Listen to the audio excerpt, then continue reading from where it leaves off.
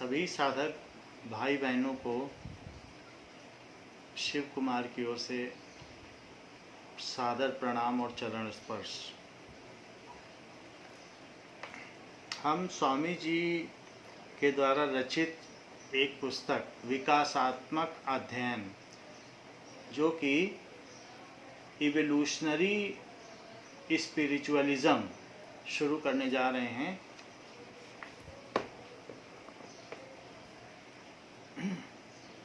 यह पुस्तक स्वामी जी ने बड़े ही वैज्ञानिक ढंग से लिखी है और इसको पढ़ने से कई परतें हमारे अंदर की खुलती चली जाती हैं। तो इसका पहला चैप्टर है, पहला अध्याय है आवर स्टैंड पॉइंट, हमारा सिद्धांत। हम तर्क का तिरस्कार नहीं कर सकते, हम इसका तिरस्कार नहीं करते, तर्क का तिरस्कार नहीं करते। वैसे तो कहा जाता है कि तर्क से भगवान नहीं मिल सकते। कुछ लोग तर्क करते हैं कि भगवान हैं, कुछ करते हैं कि नहीं हैं। फिर भी तर्क की अपनी एक सीमा होती है और इसका तिरस्कार नहीं किया जा सकता। ये बुद्धि को किसी स्तर तक आगे ले जाता है जिसमें तर्क करने की क्षमता नहीं होती, उसको कहीं पर रीजनिंग जिसमें नहीं होती, उसको ना बैंक में नौकरी मिलती है, ना कहीं पर। किसी भी सरकारी पद पर जाने के लिए आप में एक तार्किक योग्यता, रीजनिंग एबिलिटी का होना जरूरी है। बिना उसके आप वहाँ पर अपॉइंट नहीं हो सकते, आपको दाखिला नहीं मिल सकता, नौकरी नहीं मिल सकती। तो तर्क का मानव जीवन में काफ़ी कुछ ऊंचा स्थान है। आप देखते हैं कि जो समाचार चैनल हैं उसमें सब बड़े बड़े प्रख्याता और बड़े बड़े तार्किक विश्लेषक तर्क करते हुए नजर आते हैं। किसी एक बिंदु पर अगर 6 लोग बैठे हैं तो 6 लोगों के अलग अलग मत होते हैं। स्वामी जी कहते हैं हम तर्क का तिरस्कार नहीं करते, हम इसका तिरस्कार कर भी नहीं सकते, क्योंकि इसका बड़ा महत्व है। क्या महत्व है? हम तर्क के द्वारा तर्क से पार होते हैं। When we do reasoning, so by one reasoning we disdain other reasoning। जब एक उससे ऊंचा तर्क रखा जाता है तो पिछला तर्क छोटा पड़ जाता है और सारे लोग मान बैठते हैं। यदि तर्क को वैज्ञानिक ढंग से रखा जाए तो ये कहा जा सकता है कि इनकी बात सही है। यदि हम में से कोई एक बहुत बुजुर्ग व्यक्ति बोलता है चूंकि ऐसा हुआ है, वैसा हुआ है और ये सब चीज़ें हुई हैं, सीधे अपनी बात नहीं रखता, लेकिन कुछ कारणों के साथ, कुछ तथ्यों के साथ उन बिंदुओं को रखता है, तो सभी लोग उसकी बात मानने को तैयार हो जाते हैं। तो तर्क के द्वारा हम तर्क से पार होते हैं। वैज्ञानिक किसी भी बात को बड़े तार्किक ढंग से रखता है।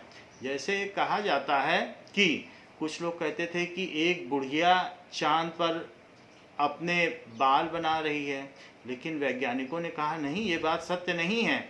हम चांद पर जाके आए हैं और वहाँ पर ऊंचे नीचे पहाड़ हैं और ये देखो उसकी तस्वीर है, और ये हमारा सैटेलाइट है, उपग्रह है जो चांद से होकर आया है, और सारी दूसरी चीज़ें भी हैं। मेरे पास सारे तथ्य हैं, हम तथ्य के साथ अपने तर्कों को रखते हैं, और तुम्हारी ये बात कि बुढ़िया चांद पर बाल बना रही है बिल्कुल भी सत्य नहीं है।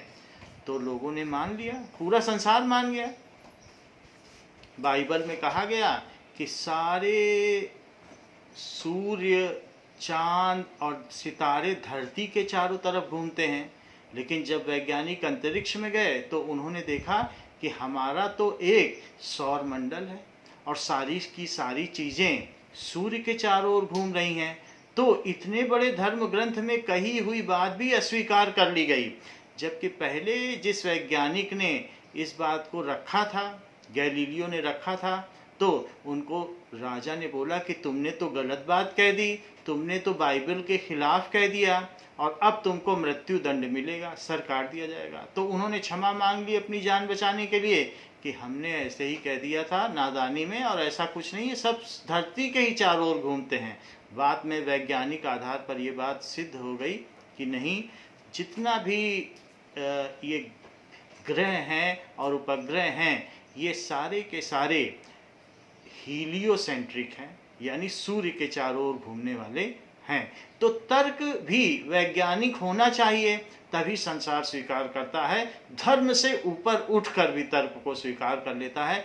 कई ऐसी धार्मिक मान्यताएं जो पहले मानी जाती थीं, कई ऐसे कर्मकांड जो सत्य माने जाते थे, आज उनका कोई आधार नहीं है, लोग नहीं मानते, क्योंकि विज्ञान ने प्रगति कर ली है।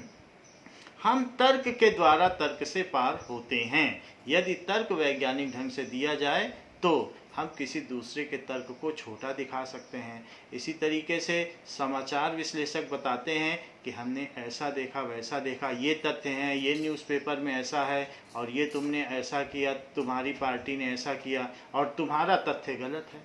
तो इस तरीके से तर्क के द्वारा हम तर्क से पार होते हैं।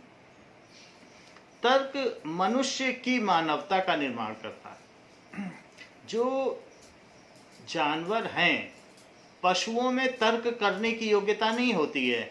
उनमें जो संवेदी तंत्रिका तंत्र है उसका इतना विकास ही नहीं होता। उसमें तो जो चेतना है वो प्राणमय स्तर तक की होती है, इंद्रियों के स्तर तक होती है कि खाना दिखा तो किसी तरीके से उनमें एक बेसिक इंस्टिंक्ट होती है, बिल्कुल प्राणगत स्तर तक ही चेतना होती है कि जाकर किसी तरीके से झगड़ कर खाना खा लो।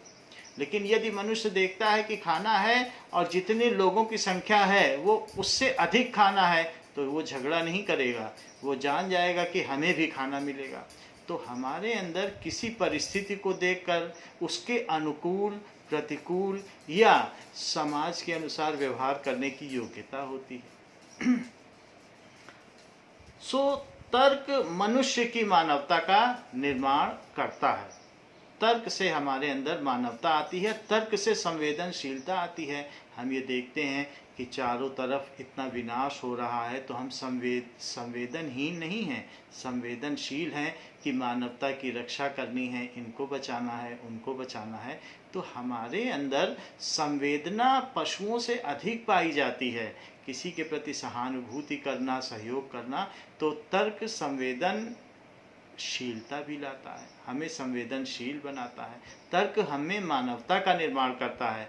जितना हमारा संवेदी तंत्रिका तंत्र विकसित होता चला जाता है, जितना हमारा सेंट्रल नर्वस सिस्टम, संवेदी तंत्र, केंद्रीय तंत्रिका तंत्र और पेरिफेरियल नर्वस सिस्टम, जो चारों तरफ का नर्वस सिस्टम है, जिसके द्वारा हम किसी को छूकर हाथ हटा लेते हैं या कुछ भी इसी तरीके से चीज़ों को महसूस करते हैं, विचार करते हैं कि अगर एक कप बहुत गर्म है दूध का, तो हम छोड़ देते हैं कि भाई हम जल गए हैं। लेकिन वही एक कप जो बहुत गर्म है और कभी माँ ने हमको मारा हो कि कप छोड़ना नहीं, ये बहुत महंगा है, तो हम जल भी जाते हैं, तो उस कप को नहीं छोड़ते। तो हम ये भी इस प्रकार से किसी भी चीज़ में अपनी प्रतिक्रिया व्यक्त करते हैं, बुद्धिगत प्रक्रिया व्यक्त करते हैं। हमारी जो प्रतिक्रिया है किसी के प्रति, वो ऐसे ही अकस्मात नहीं होती। हम देखते हैं कि इसको छोड़ने में हानि है, बाद में मार पिटेगी, तो फिर हम नहीं छोड़ते, चुपचाप रख देते हैं।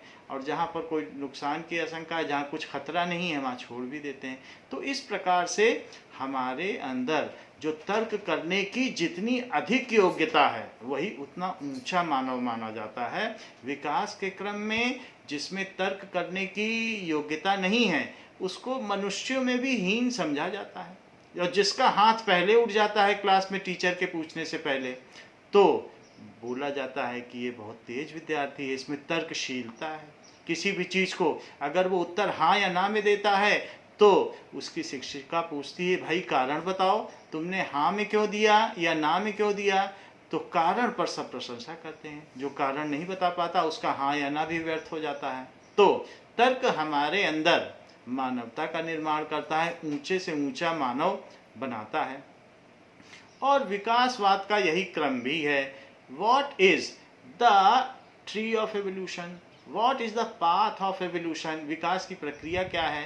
पेड़ पौधों में, वनस्पति जगत में तर्क करने की योग्यता नहीं होती, उसमें तो जो चेतना होती है वो भी प्रसुप्त होती है, चेतना का भी अभाव होता है, नितांत अभाव होता है।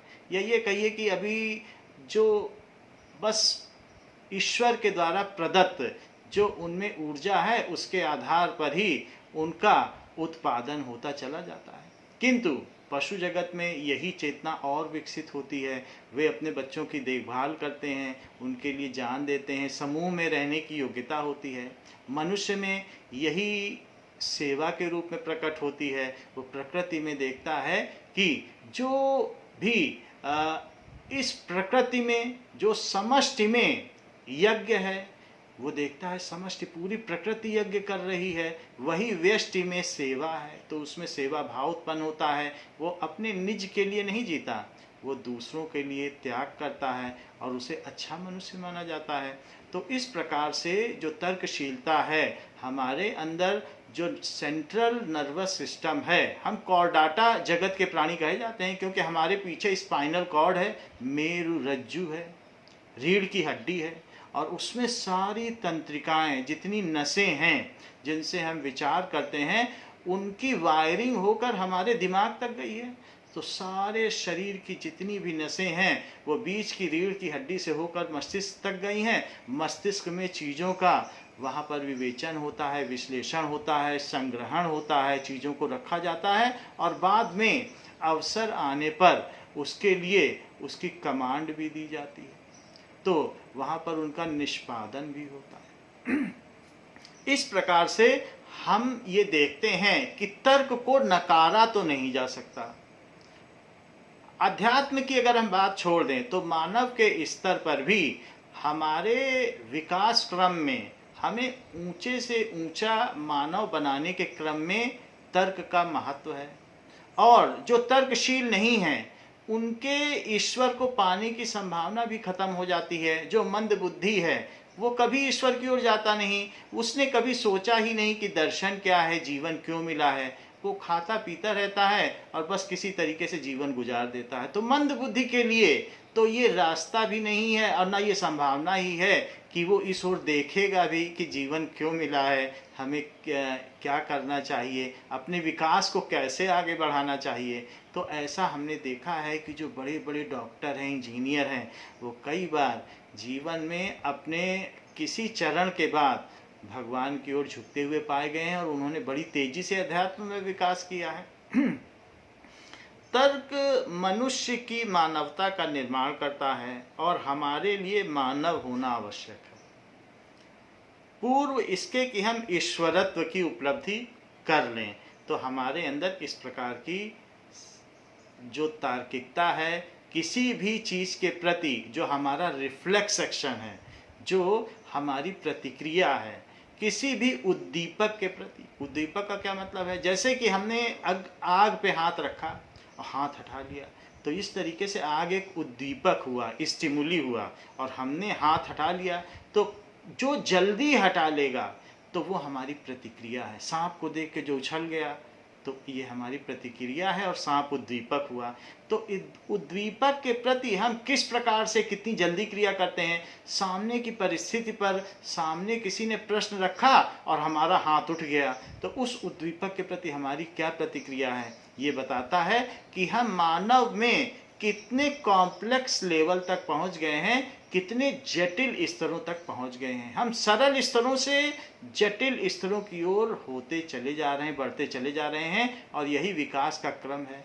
We are moving from primitive life forms to complex life form because we are having, हमारे शरीर में कोशिका है, ऊतक है, ऊतकों से हमारे अंदर के ऑर्गन्स का निर्माण होता है। अलग अलग अंग हैं, हृदय है, यकृत है, किडनी है, इस तरीके से हम देखते हैं, वृक्क है और न जाने कितने सारे ऐसे यंत्र हैं, आँख है, नाक है और शरीर के अंदर बहुत सारे अंग हैं।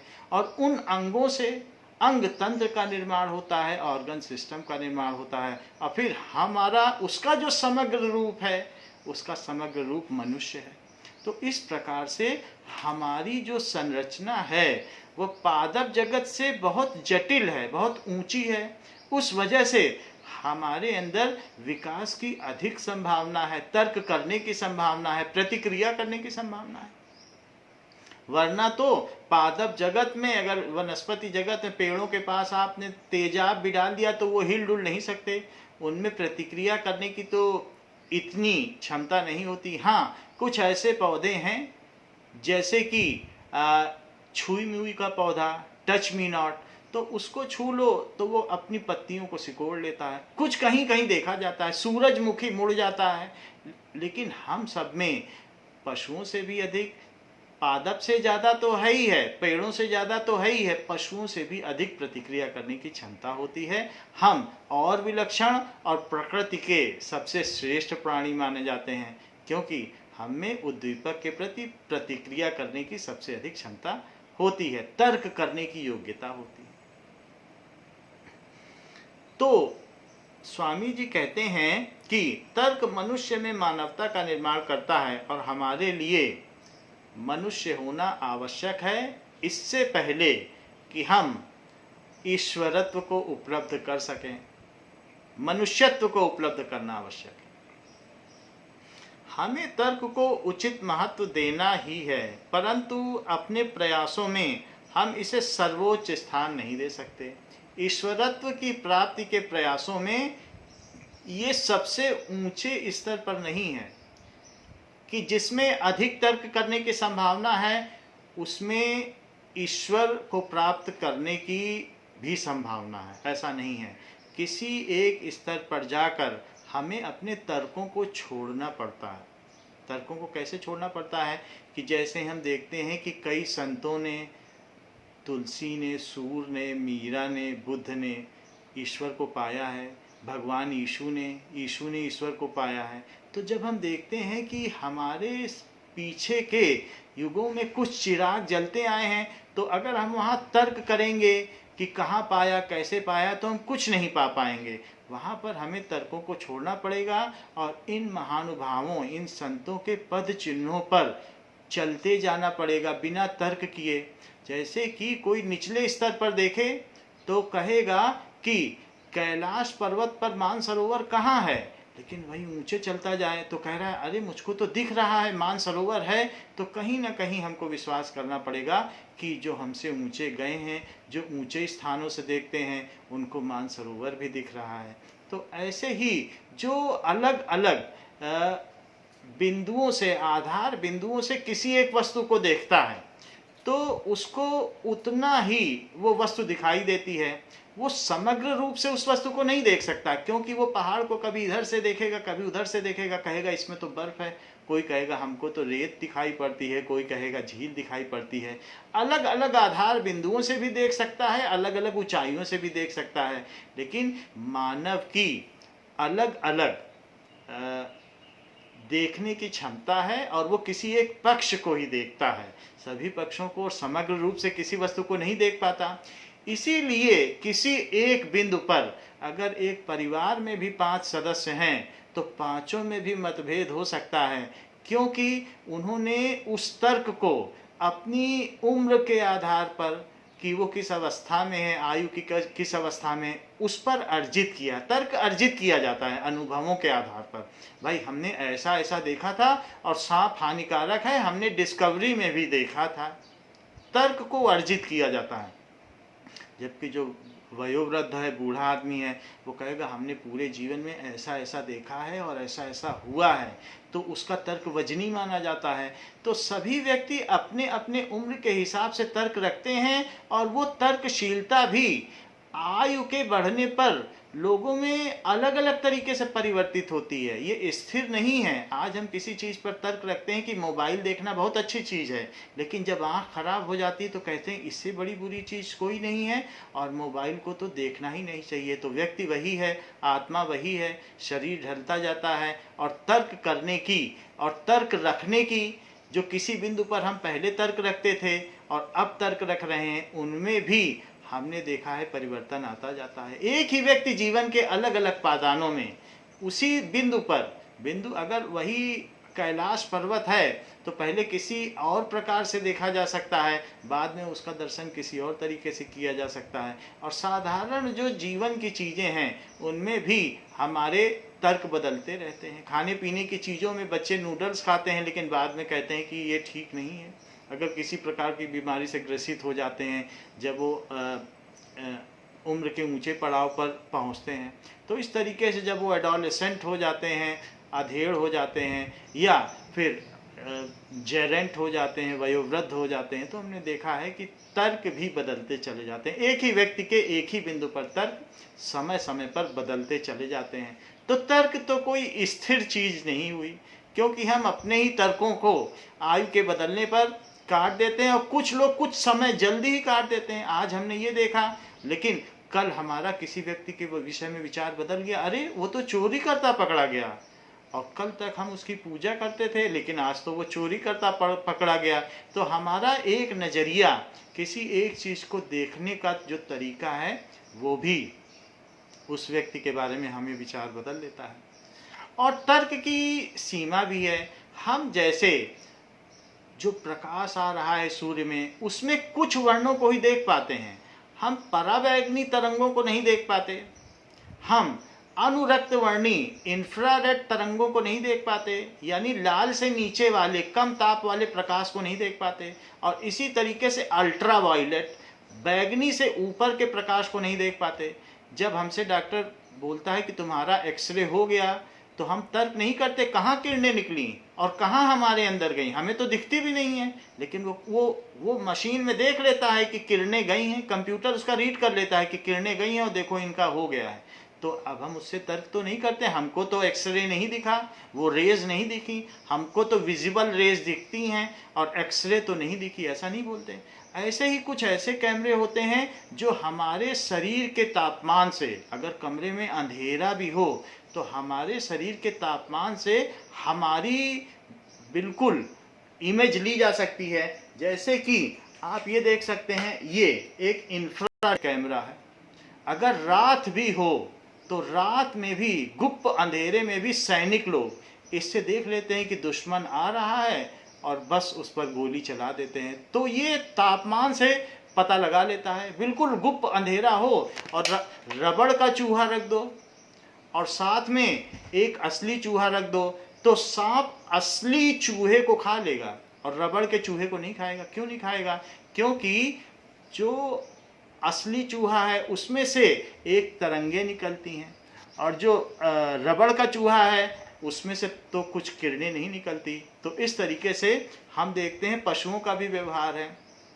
कुछ ऐसी चीज़ें हैं, हमारी देखने की योग्यता है, हम कुछ किरणों को देख पाते हैं, लेकिन कुछ ऐसे लोग भी हैं जो लाल से नीचे वालों को भी देख पाते हैं, उनमें वो योग्यता है। मनुष्य ही हैं, लेकिन उनकी आँख के पीछे जो रेटिना है उसमें लाल से नीचे की भी तरंगे दिखाई पड़ती हैं और वहाँ पर वो कहते हैं कि हमको तो भूत टहलते हुए नजर आ रहे हैं, आत्माएं दिख रही हैं। तो हम कहते हैं हमको तो नहीं दिख रही हैं। तो ये तर्क का विषय नहीं है, उनको दिख रही हैं, हमको नहीं दिख रही हैं। एक्सरे डॉक्टर को मशीन में दिख रहा है, हमको नहीं दिख रहा है, क्योंकि हमारी इंद्रियों की भी अपनी अपनी सीमा है। तो वहाँ पर हम को तर्क छोड़ना पड़ेगा, क्योंकि सब अपने अपने तरीके से जो बाहर के उद्दीपक हैं उनसे आने वाले जो किरणें हैं, जो संदेश हैं, उनको ग्रहण करते हैं। जैसे कि हमारे सुनने की भी एक सीमा है। अगर ये हमारा हाथ ऐसे ऐसे हिल रहा है तो इससे कोई आवाज़ नहीं हो रही, लेकिन अगर ये 20 बार से ज़्यादा हिले तो आवाज़ होने लगेगी, तब हम सुन पाएंगे। लेकिन ये धीरे धीरे भी हिलता है तो हाथी सुन लेता है। अगर 5 आवृत्ति प्रति सेकंड भी है, इंफ्रासोनिक वेव है, तो भी हाथी उसको सुन लेता है। तो जो छोटी तरंगे हैं वो इंफ्रासोनिक वेव उत्पन्न करता है, 10 किलोमीटर तक सारे हाथी सुन लेते हैं, हमको सुनाई ही नहीं पड़ता, वो सब इकट्ठा हो जाते हैं। तो हम ये देखते हैं ऐसे ही कुत्तों में भूकंप आता है, हम नहीं सुन पाते हैं कि आने वाला है, लेकिन उनमें जो 20 आवृत्ति प्रति सेकंड से कम की तरंगे हैं उनको सुनने की, समझने की इंसेक्ट्स में, कीड़ों में क्षमता होती है, तो वो उसको समझ लेते हैं और भूकंप से बचने के लिए इधर उधर भागने लगते हैं। कुत्ते तो सबसे पहले भागते हैं। तो अब हम यहाँ तर्क का विषय नहीं करेंगे कि कुत्ते को कैसे सुनाई पड़ गया, हमको तो नहीं सुनाई पड़ा। कुत्ते में रंग को देखने की क्षमता नहीं होती, वो काला सफ़ेद ही देख पाता है, जबकि हम सभी रंग देख पाते हैं। बहुत सारे ऐसे लोग भी हैं हम में जो एक पर्टिकुलर किसी एक रंग को नहीं देख पाते, कोई लाल को नहीं देख पाते, तो उनमें इस तरीके का विपणन दोष भी पाया जाता है। तो इस तरीके से हम ये देखते हैं कि जो कई पशु हैं उनमें कुछ नए आयाम खुले हुए हैं। वो ध्वनि की कुछ और तरंगों को, कुछ अधिक विस्तृत रेंज को उसके परास को देख पाते हैं। कुछ ऐसे पशु हैं जो अल्ट्रा वायलेट को देख लेते हैं, कुछ ऐसे हैं जो इंफ्रारेड, जैसे हमारा कैमरा है, ऐसे सांप है उनका वो देख लेता है, चमगादड़ देख लेता है, हम नहीं देख पाते। तो इस तरीके से सब अगर एक साथ इकट्ठे हो जाएं और बोले, कुत्ता बोले कि हमने तो भूकंप की आवाज़ सुनी, मनुष्य बोले हमने तो नहीं सुनी, तो ये तर्क का विषय नहीं है, क्योंकि हमारी इंद्रियों की अपनी सीमा होती है, तो हम तर्क नहीं कर सकते। मनुष्यों में भी इस प्रकार की सीमाएं हैं, कुछ में अधिक संवेदनशील तंत्रिका तंत्र होता है, कुछ में कम संवेदनशील तंत्रिका तंत्र होता है, कुछ को थोड़ी सी गर्मी लगती है तो इधर उधर होने लगता है, और कुछ धूप में भी बैठा मजदूर है तो अपना काम करता रहता है। तो हमारे संवेदी तंत्रिका तंत्र का कैसा प्रभाव है इस पर भी ये निर्भर करता है। तो हर चीज़ तर्क का विषय नहीं होती है, और कहीं कहीं पर तो हमें मान लेना पड़ता है। जैसे कि किसी भी पदार्थ में जब हम कहते हैं कि ये सबसे छोटा कण है, तो वैज्ञानिक कहता है नहीं, ये छोटा कण नहीं है, इसको अगर हम और सूक्ष्मता से, जैसे कोशिका है हमारे शरीर की, हमारे शरीर में लाखों कोशिकाएं हैं, लेकिन जो एक कोशिका है उसमें भी खाना ग्रहण किया जाता है, उसको पचाया जाता है, उसमें भी जो अपशिष्ट पदार्थ हैं उनका उत्सर्जन किया जाता है, जो वेस्ट सब्सटेंस है निकाले। बिल्कुल वैसे ही होता है जो हमारे शरीर में हो रहा है। जब हम बीमार होते हैं तो डॉक्टर कहता है एक बूंद खून छोड़ जाइए, हम उसमें देख लेंगे जो उसकी एक कोशिका है, जो उसका एक सेल है, उसमें क्या बीमारी है, फिर कल आप मत आइएगा, अपनी माँ को या पिता को भेज दीजिएगा, हम दवा दे देंगे। क्योंकि जो उस सेल में, उस कोशिका में बीमारी है, उसी से व्याप्त होती हुई पूरे शरीर में बीमारी है, तो वो उस एक कोशिका में देख लेगा कि क्या कमी है, और उसके आधार पर वो हमको दवा दे देता है। तो इस तरीके से उस कोशिका के अंदर अगर देखा जाए तो इतने क्रियाकलाप होते हैं जो कि अगर हम माइक्रोस्कोप से देखें तो ये सूक्ष्मदर्शी है, तो सूक्ष्मदर्शी से देखने पर वैज्ञानिक बताते हैं अरे इसके अंदर तो पूरा शहर का शहर बसा हुआ है। घंटों देखने पर, घंटों घंटों देखते रहते हैं उस कोशिका के अंदर, और उनको नई नई विचित्र चीज़ें दिखाई पड़ती हैं। तो उसी तरीके से अणोरणीयान महतो महीयान, ये जो ब्रह्मांड है वो बड़े से भी बड़ा है, बड़े से भी बड़ा है। जो हमारा सूर्य है, सूर्य तो एक बहुत छोटा तारा है, इससे लाखों गुना बड़ा अंटारस है, और उससे भी लाखों गुना बड़े और तारे हैं। हमारा जो एक सौर मंडल है, सौर मंडल यद्यपि काफ़ी बड़ा है, लेकिन सौर मंडल जैसे कई सौर मंडल हमारी गैलेक्सी में, आकाश गंगा गैलेक्सी में है, मिल्की वे गैलेक्सी में है, और ऐसी लाखों लाखों गैलेक्सी हमारे यूनिवर्स में है, हमारे ब्रह्मांड में है, और न जाने कितने ब्रह्मांड होंगे, और ब्रह्मांड से भी कितने ऊपर क्या क्या चीज़ें होंगी। हमारी इंद्रियों की सीमा तो वहाँ नहीं पहुँच सकती, क्योंकि इनकी अपनी खुद की सोचने की, समझने की और ग्रहण करने की योग्यता होती है। वैज्ञानिक तो पहुँच ही नहीं पाए, क्योंकि आयु की भी सीमा होती है। तो हम उस आखिरी पादान पर नहीं पहुंच पाए हैं, अपने अंतरिक्ष के अंतिम छोर तक भी नहीं पहुंच पाए हैं। नेब्यूलाज हैं कितने सारे अलग अलग, उन तक नहीं पहुंच पाए हैं।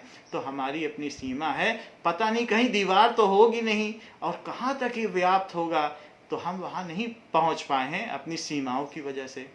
इसी तरीके से जो सबसे छोटी चीज़ है, जो कोशिका है, कोशिका से भी छोटी चीज़ है, कोशिका से अणु है, अणु से छोटी चीज़ परमाणु है, परमाणु से छोटी चीज़ इलेक्ट्रॉन होते हैं, चार्ज होते हैं, आवेश होते हैं, और उससे भी छोटी चीज़ क्वार्क होते हैं, ग्लूऑन होते हैं, लेप्टॉन होते हैं, और ना जाने कितने छोटे से छोटे स्तर हैं।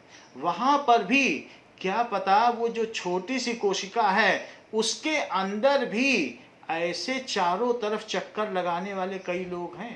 उसमें भी परमाणु के चारों तरफ इलेक्ट्रॉन। और वैज्ञानिक तो ये भी संभावना व्यक्त करते हैं जैसे हमारी धरती में लोग रहते हैं, क्या पता उसी इलेक्ट्रॉन में भी वैसे ही लोग रहते हों, वहां भी रहते होंगे। जो हमें दिख नहीं रहा वो भी एक ग्रह है और वहां भी अरबों लाखों लोग रहते हैं। तो इस तरीके से अणोरणीयान, महतो महीयान, छोटे से भी छोटे में व्याप्त है। न छोटे की कोई सीमा है, न लघु की कोई सीमा है, अंतिम सीमा कोई नहीं है, और न महती की, महतो महीयान, बड़े से भी बड़ा है। तो इस तरीके से दोनों ही सिरों पर भगवान की सृष्टि समान रूप से, अनंत रूप से व्याप्त है, लेकिन हम देख नहीं पाते। वैज्ञानिक थोड़ा थोड़ा विश्लेषण कर लेते हैं, बट वो भी अपने इंद्रियगत सीमाओं के अनुकूल ही विश्लेषण कर पाते हैं। तो इस तरीके से हमने ये बात देखी कि तर्क को उचित महत्व देना है, परंतु हमें अपने प्रयासों में इसे सर्वोच्च स्थान हम इसे नहीं दे सकते, क्योंकि ये अपनी सीमाओं से बंधे हुए। श्री राम।